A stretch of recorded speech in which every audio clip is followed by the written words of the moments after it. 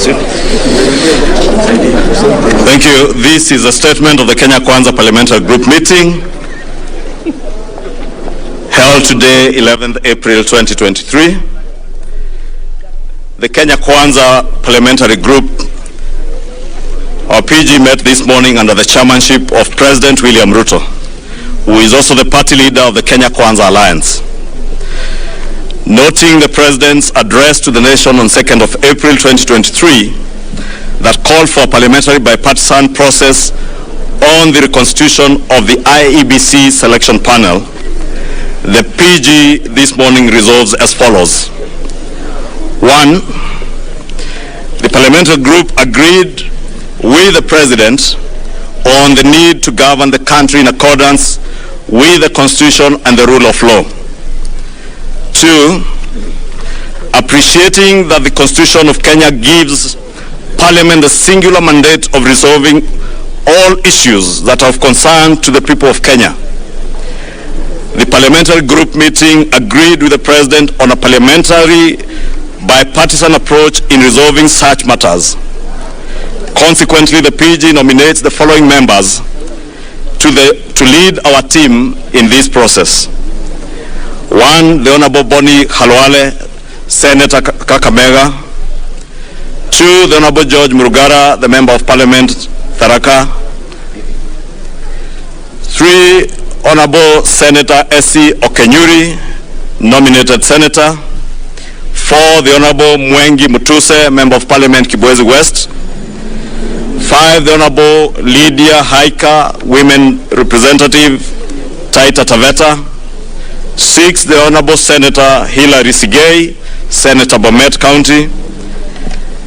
And 7. The Honorable Adan Kainan, MP Eldas. The parliamentary group reaffirms our commitment to the rule of law and constitutionalism and appreciates the role of the opposition to oversight and criticize government. However, as a PG, we affirm our support to the efforts by the government on policies that are geared towards stabilizing our economy, lowering the cost of living, creating jobs, and creating jobs.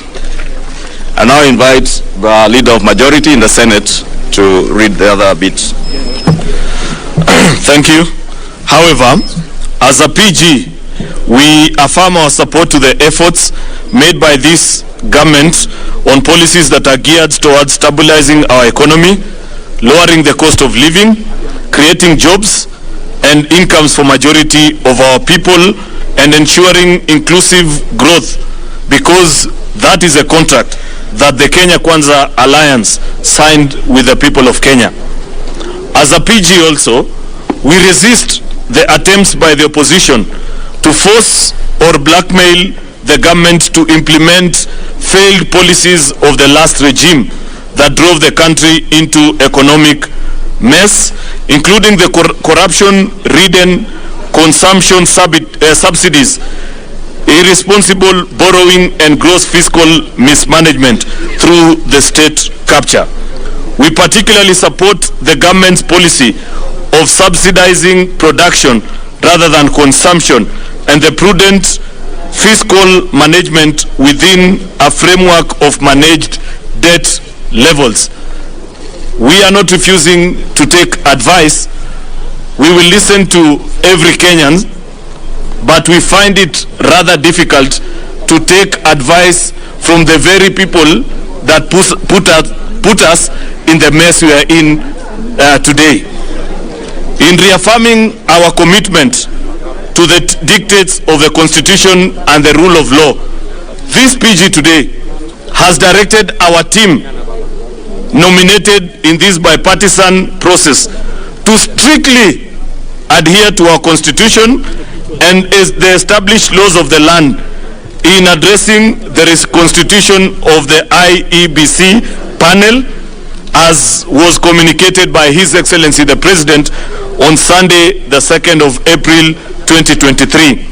Finally, we equally call upon our colleagues in the opposition to adhere to the rule of law and constitutionalism and pursue all issues of concern through established institutions under our constitution. We thank you. We'll appreciate maybe if there are 1 or 2 questions, then we can call it a day. Thank you so much. My name is Emmanuel Tom from KTN News. 2 questions. Civil servants have not been paid and have been a delay in salaries. Is the government broke? Number 2, both sides have stuck to their guns that you do not want conversations outside Parliament, but Azimio want conversation out of Parliament. Is it a take it or leave it, or what is it? Okay. We'll take about maybe 2 or 3 questions and respond to them. My name is Mutembei going from Citizen TV, and I have 1 question. The opposition, while they formed their team, has also wanted that the talks be expanded to address other issues.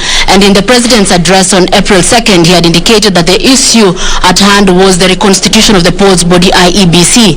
In the PG, maybe did you agree on the terms of engagement with the opposition?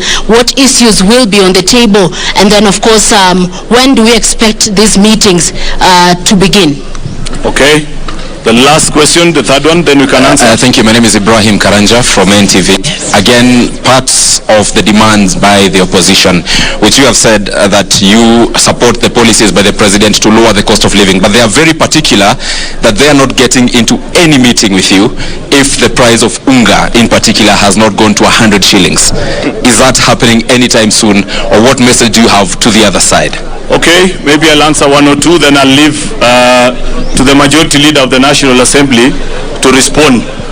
Unfortunately, the decisions that we arrived at today were made after a consultation with the representatives of the people from across our country. And the instructions that our team have are to limit their conversation on matters that are of great concern to the people of Kenya, the IEBC, with regards to that bipartisan committee. With regards to the issue of a cost of living, as you have spoken about, we have reaffirmed as a PG that we believe that the policy this government has put in place are working. That is why 6 months ago, Kenyans were buying unga at 230 shillings, but today, if you walk into any supermarket, you'll be able to achieve or to buy it at 180 or 190 shillings. That is a price that has gone down.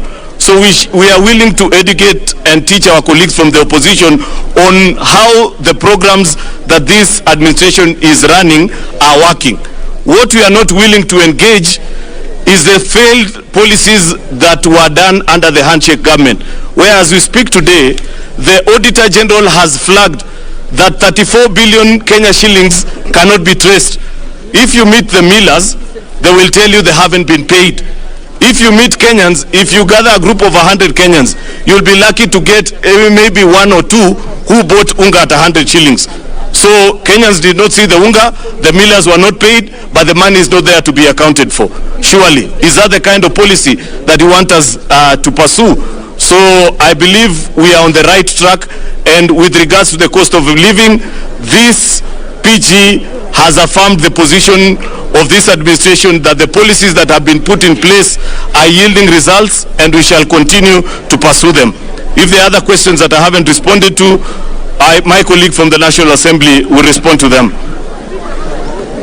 Thank you. Maybe I begin with the 2 by Chemtai and Emmanuel on the other issues that the opposition has raised. And I think, as we have indicated, we have, as a PG, resolved that we shall resist any attempts by the opposition to force or to blackmail government to implement policies that have failed.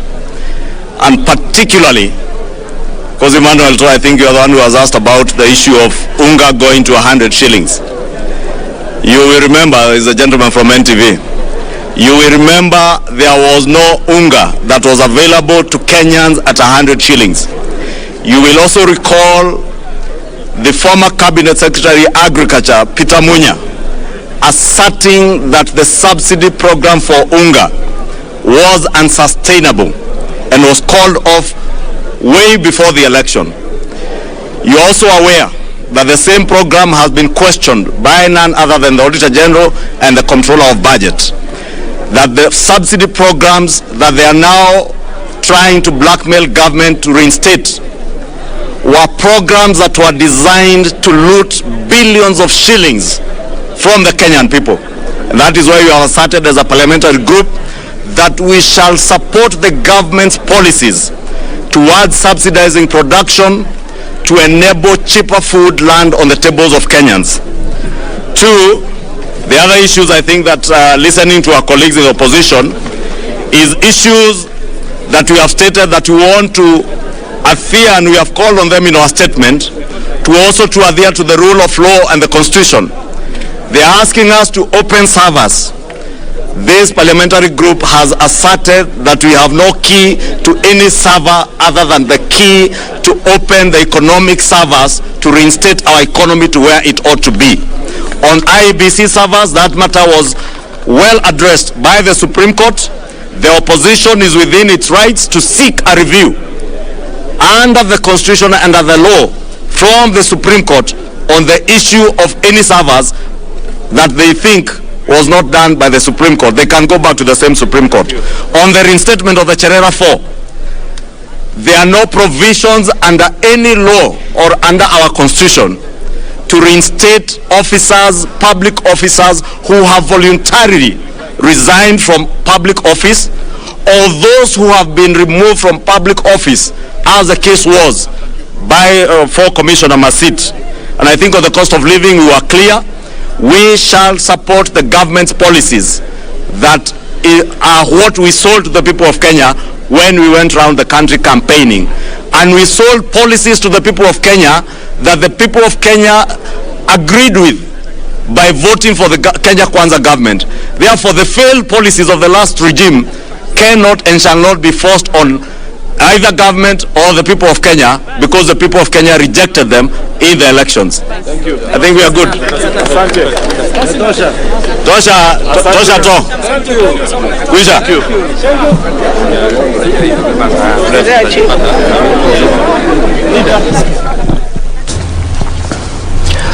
Very well.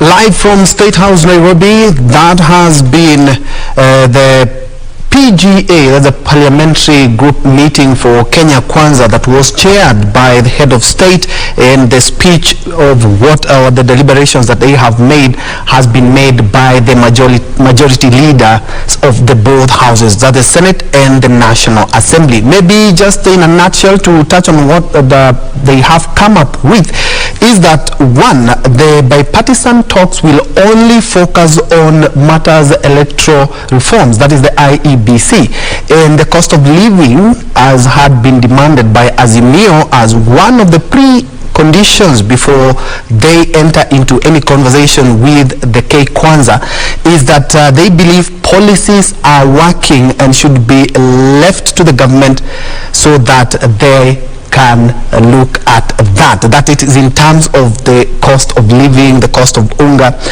and the subsidies. They have said that